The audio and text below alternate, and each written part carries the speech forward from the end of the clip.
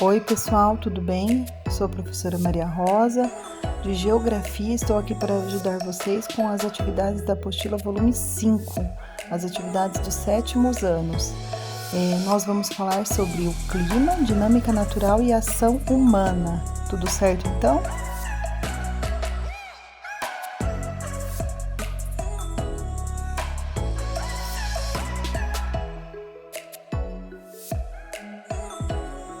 Nesse momento, nós vamos então analisar a dinâmica natural e a ação humana. Então, podemos observar que as mudanças climáticas sempre ocorreram no nosso planeta, sendo perceptível e comprovada cientificamente, mas nas últimas décadas vem ocorrendo de modo a prejudicar o planeta de maneira irreversível. Ao tratarmos da dinâmica natural e ação humana, devemos ter em mente o significado de tempo e clima e saber a diferença entre os dois. Deste modo, devemos destacar que tempo é o estado geral da atmosfera em um dado momento, já clima é o comportamento atmosférico observado em no mínimo 30 anos. Quando estudamos a dinâmica natural, devemos também ter a compreensão dos movimentos naturais do planeta, como o movimento da Terra, que é o movimento de rotação e translação. Esses movimentos influenciam na distribuição e, consequentemente, nas mudanças do tempo atmosférico e os tipos de clima. Por exemplo, o movimento lá de rotação, que é o movimento diário que a Terra faz em torno de si mesmo, contribui aí para a mudança de tempo, né? Que é o estado momentâneo. Já o movimento de translação, ele contribui aí para o comportamento atmosférico no quesito clima. Pessoal, é muito importante destacarmos que os fatores climáticos, como latitude e altitude, continentalidade, maritimidade, massas de ar, correntes marítimas e relevo, contribuem muito para a alteração da dinâmica climática. Pessoal, então os fatores climáticos vão interferir diretamente nos elementos atmosféricos, como temperatura, umidade, chuva, vento e pressão atmosférica. Pessoal, acessem esse link para fazer análise aí dos fatores climáticos mais detalhadamente. Observem nessa imagem que a altitude contribui diretamente para a alteração aí da temperatura. Notem que quanto mais baixo aí, maior a temperatura, e quanto mais elevado o local, mais baixa a temperatura. Nesse caso, pessoal, a vegetação entra como um fator climático porque com a vegetação em determinado local, ela contém os raios solares. Se retira a vegetação de um determinado local, os raios solares penetram com mais facilidade. Então, isso é um dos fatores climáticos. Pessoal, observem nessa imagem o fator climático aí da latitude, como os raios solares incidem pelo globo. Quando a gente fala em latitude, a gente lembra de linha do Equador. Então, a linha do Equador aí, nessa imagem, é que está em vermelho, aí no meio do globo. Então, observem que os raios solares nessa porção batem com maior intensidade, fazendo com que a região aí vermelha seja a região mais quente do globo terrestre, sendo um fator aí que acaba interferindo no clima do globo terrestre. A maritimidade está totalmente relacionada com um fator climático, pois as águas oceânicas têm capacidade de armazenar calor ao longo do dia, influenciando diretamente no clima. A continentalidade é um fator climático pelo distanciamento aí das águas dos mares e oceanos, e isso acarreta aí numa variação aí da temperatura e baixos índices pluviométricos e de umidade. Pessoal, como a própria imagem já diz, o relevo ele é um fator climático porque ele influencia na temperatura e na umidade, ao facilitar ou dificultar a circulação das massas de ar. Observem a imagem.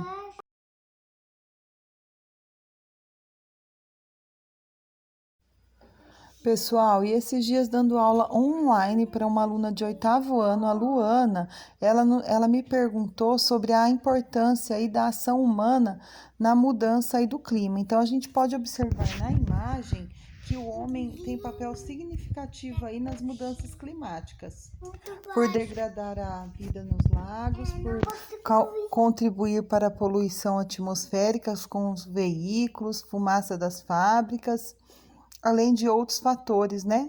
O desmatamento de florestas. Então, está muito bem pontuado a dúvida da aluna Luana, do 8º ano. Pessoal, então, indo para a apostila volume 5, devemos aí compreender a principal diferença entre tempo e clima. Então, vamos aí ressaltar que o tempo é o estado da atmosfera de um determinado local em um momento, e ele muda constantemente. Já o clima é um estudo aí da atmosfera durante no mínimo 30 anos.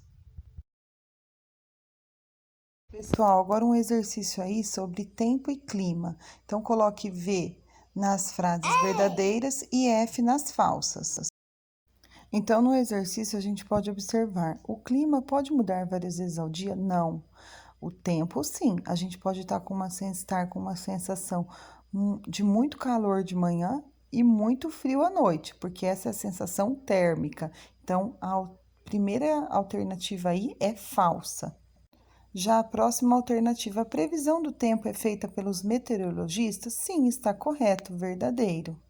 A última alternativa aí, para que possamos definir o clima de uma região, faz-se necessária a observação das características das condições atmosféricas desse lugar num longo espaço de tempo, que é no mínimo aí 30 anos, lembram? Então, V verdadeira, alternativa correta, C.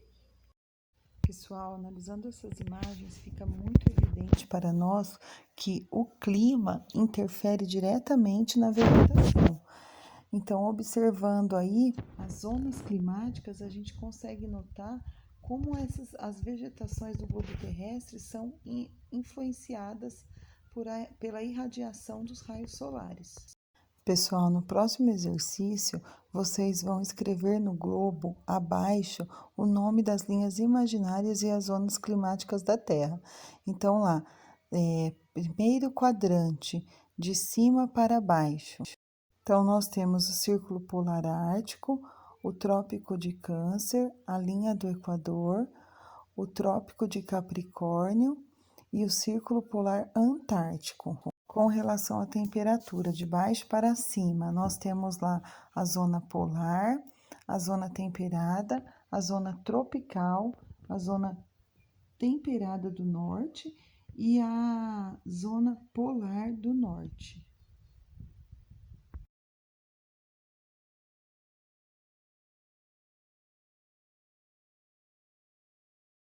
Pessoal, então na última atividade nós podemos observar aí que os seres humanos interagem muito com os elementos naturais, de modo a extrair o máximo de recursos necessários para sua sobrevivência. Extraem aí recursos minerais, né, para serem transformados pela indústria, o relevo assim sendo modificado, também se modifica para construções, as águas dos rios são utilizadas para gerar energia, e entre outros. E essa forma de interagir com os recursos são capazes de interferir no clima do nosso planeta, o que acontece aí e acaba ocasionando desastres ecológicos. Então, dando continuidade, nós vamos fazer um exercício para refletir sobre a nossa análise das imagens e do texto. Então, neste exercício, vamos analisar que a questão ambiental deve ser compreendida como um produto da intervenção da sociedade sobre a natureza. Diz respeito não apenas a problemas relacionados à natureza, mas a problemáticas decorrentes da ação social. Um texto aí de Arlete Moisés Rodrigues. Produção no espaço, problemática ambiental urbana, certo? De 1998, página 8. A partir do excerto acima, pode-se concluir corretamente que os problemas ambientais globais residem na forma como o homem em sociedade apropria-se da natureza? Vamos pensar nessa daí.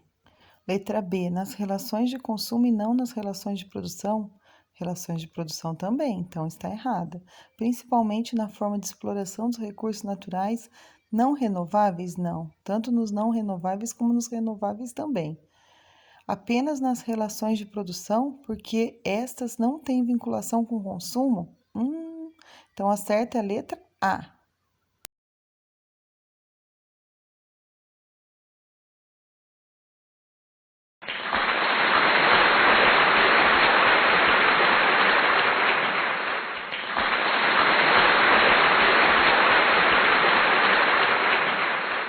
Ter ficado até o final desse vídeo. Obrigado aos familiares por estarem ajudando vocês, incentivando nesse momento aí de estudo em casa. Um beijo, até a próxima!